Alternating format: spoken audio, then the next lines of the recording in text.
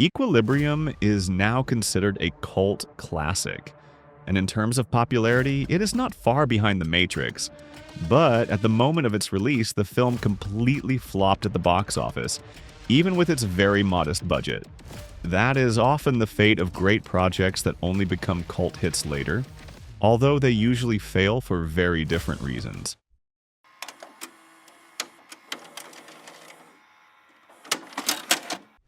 The starting conditions for Equilibrium were nothing like the cases of Fight Club or Blade Runner, which audiences also ignored in theaters. Equilibrium was directed by Kurt Wimmer. In the mid-90s, he shot a B-movie called One Tough Bastard with Brian Bosworth in the lead. It went straight to video and still failed to find an audience. After that, Wimmer focused on screenwriting. His scripts for Sphere and The Thomas Crown Affair paved the way for him to direct Equilibrium. Miramax and Harvey Weinstein, whose name now must not be spoken too loudly, allowed Wimmer to direct his own script. The budget was tiny for a sci-fi action film, but Wimmer was grateful for anything and hoped to save money with cheap European locations. Because the film was small and Wimmer was unknown, no actor wanted to be in it, and everyone he approached immediately turned him down, pointing him to the exit. The only exception was Christian Bale. He was not a star yet, but he was known enough, and for such a small film, landing him was a big win. Wimmer did not celebrate long, though, because Bale immediately ran into scheduling conflicts due to his commitment to Laurel Canyon, which was shot in the United States. Bale dropped out of Equilibrium, and Wimmer replaced him with Dominic Purcell, later famous for Prison Break.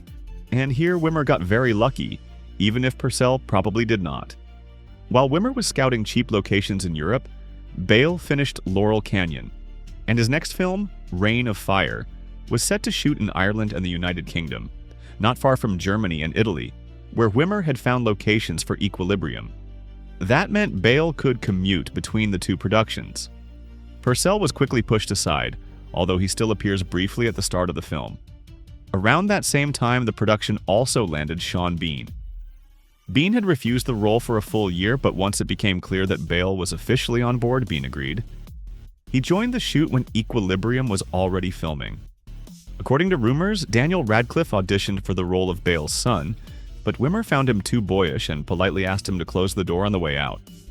Hard to say whether little Harry Potter could have boosted interest in Equilibrium. Had Wimmer known what was coming, he would likely have hired him instantly. But when Radcliffe was turned down, Harry Potter and the Sorcerer's Stone had not yet begun filming, and no one could predict the global phenomenon it would become. According to Wimmer, making Equilibrium was exhausting. Money kept running out, actor schedules constantly clashed and ruined plans, and the shrinking budget created endless new problems. They had to abandon work with wires entirely.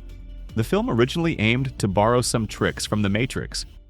The visual effects also suffered heavily due to a lack of funding. Sometimes it reached absurd levels. For example, the main character's wife was played by two different actresses. After shooting one scene, actress Alexa Summer simply vanished.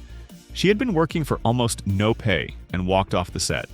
Since her face was not clearly visible in the existing footage, the team decided not to reshoot anything and instead cast a new actress for the remaining scenes, Maria Pia Calzone, whose face is visible in the final cut.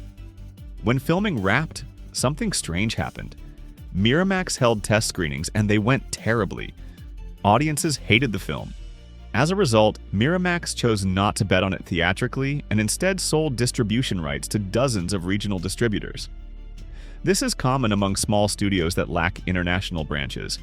By selling the rights, Miramax essentially recouped almost all the $20 million spent on production.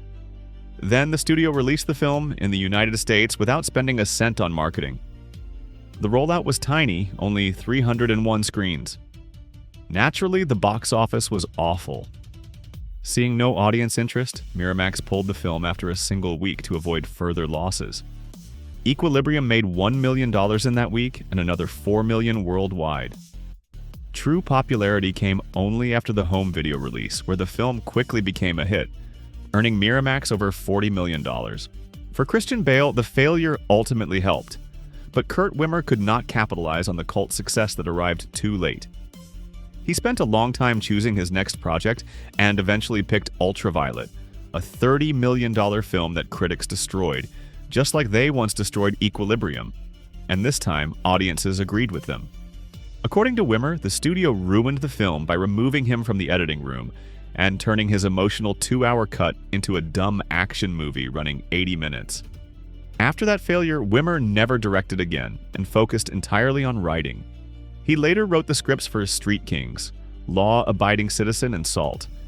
It is a sad story, but whatever the path, this guy gave us a great sci-fi film, and for that, he deserves some gratitude. That was FRAMEBACK. See you on the next Rewind.